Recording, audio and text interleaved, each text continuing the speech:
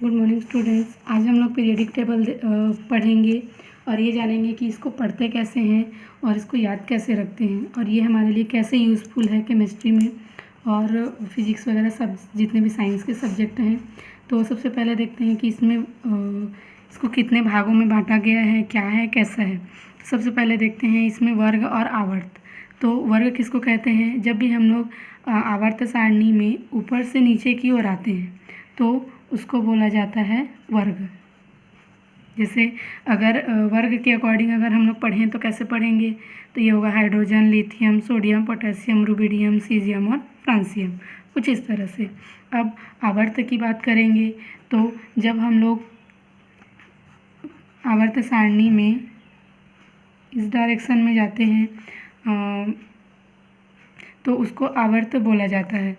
तो जैसे आवर्त में अगर हम लोग पढ़ेंगे तो ये हाइड्रोजन के बाद हीलियम, फिर lithium, beryllium, boron, carbon, nitrogen, oxygen, fluorine, neon, कुछ इस तरह से। तो आप इसमें देख सकते हो कि कितने वर्ग कितने आवर्त हैं। तो 18 वर्ग और कुछ 7 आवर्त। अब यहाँ पर अलग अलग ब्लॉक्स दिखाई दे रहे हैं। तो सबसे पहले देखते हैं कि इसको कितने पार्ट में डिवाइड किए हैं। तो फर्स्ट ये पहला और दूसरा वर्ग जिसको हम लोग बोलते हैं एस ब्लॉक। उसके बाद ये वाला जो एरिया है उसको डी ब्लॉक और इसको पी ब्लॉक। और नीचे में भी एक छोटा सा 2 आवर्तों का है जिसको बोलते हैं एफ ब्लॉक।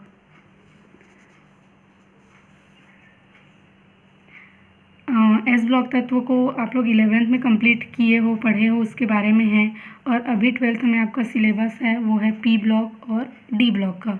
तो आई होप कि आप लोग को एस ब्लॉक याद है। अगर याद नहीं होगा तो याद होना चाहिए। इसको कैसे याद करते हैं पीरियोडिक टेबल को? तो सबसे पहले अगर हम लोग 1 से लेकर 10 तक, कम से कम 10 तक इसको तत्वों को याद रखते हैं, नाम को याद रखते हैं, क्योंकि यहाँ ये जो ऊपर में जो तत्व दिख रहे हैं वो सभी प्रतिनिधि तत्व हैं और वो अपने अपने ब्लॉक का प्रतिनिधित्व करते हैं। जैसे हाइड्रोजन ये पहले वाले एस ब्लॉक के लिए है, बेरिलियम जो है दूसरे ब्लॉक के लिए है।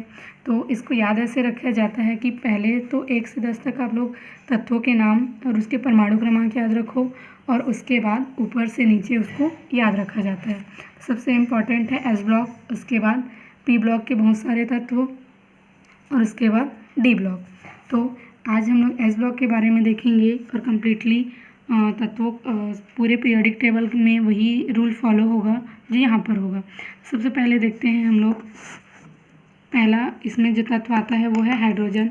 तो यहाँ पर हाइड्रोजन इसका परमाणु क्रमांक है 1। उसके बाद हीलियम इसका परमाणु क्रमांक है 2। लिथियम इसका परमाणु क्रमांक 3। बेरिलियम इसका परमाणु क्रमांक 4।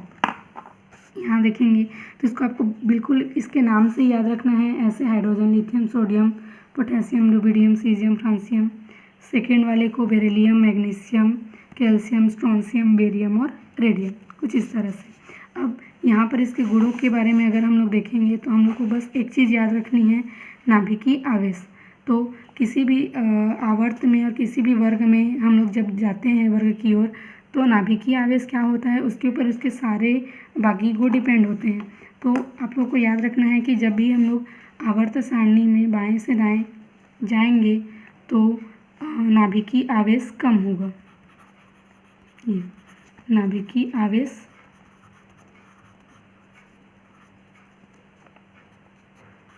और ऊपर से नीचे आएंगे तो नाभिकीय आवेश ये अगर आवर्त में ये बढ़ेगा और वर्ग में ये कम होगा।